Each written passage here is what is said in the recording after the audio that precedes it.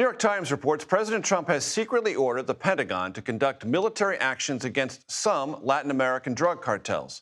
This after the administration branded several as terrorist organizations. Olivia Rinaldi is back with me now at the desk. So good to have you here. I want to play for you sound from Secretary of State Marco Rubio about the necessity of the designation and what it might imply about future military involvement. Let's listen. We cannot continue to just treat these guys as local street gangs.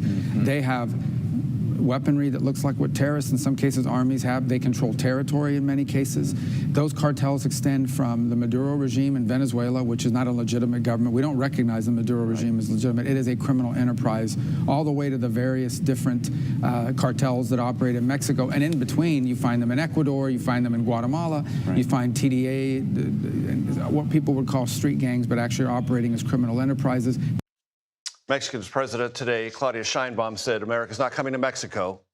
We've always rejected that, but there are things to pay attention to here in this space. Oh, certainly. This is a major escalation, especially in the fight against drugs, the war on drugs that has continued. But it's in the context of what we've seen this administration do as it relates to our counterparts down in Latin America. So we've seen those fentanyl tariffs, right? The tariffs on Mexico and Canada and China to really, lash back, prevent the flow of illicit drugs coming across the border on both sides.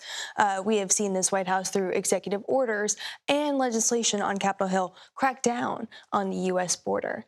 But still, it doesn't seem like it's enough, because now another escalation. The president says, or at least we've seen from this report, that they are now directing the Pentagon to begin using military force against these organizations. And you heard from Secretary Rubio, they're well-funded, they have stable income, and they have a lot of weapons. So certainly the question would be, under what pretense would they use this force? And the president was actually asked about this today when he was at that meeting with Azerbaijan and Armenia, if he would send the military to Latin America.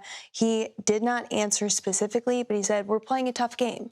So clearly this is a major focus of this administration, and they're willing to bet it all there. Olivia, we have about 30 seconds for this, so I apologize for that. But there was other news today about the IRS commissioner and a rotating set of names there. Right. So Billy Long was confirmed by the U.S. Senate about 2 months ago to serve as the IRS chief. He was the 6th person this year, by my count, to lead that department. The IRS, which collects your taxes, and you have to deal with that, and we all have to deal with that. And it's no fun for anyone, and apparently not for the IRS chief themselves, because after 2 months, the administration removed him. It appears they're going to give him an ambassadorship to Iceland. And Secretary Scott Bessent, the Treasury Secretary, is now going to serve as the acting commissioner of the IRS. So if you're looking at this administration, look at the roles that are being consolidated. Secretary of State Marco Rubio, also the National Security Advisor, also the National Archivist. Secretary of State or Secretary of Treasury Scott Bessent, now the IRS chief. So we're seeing these major roles in Washington now being played by one person. And funneled directly through the White House. Yep. Olivia Rinaldi, I appreciate you very much today. Thanks so much.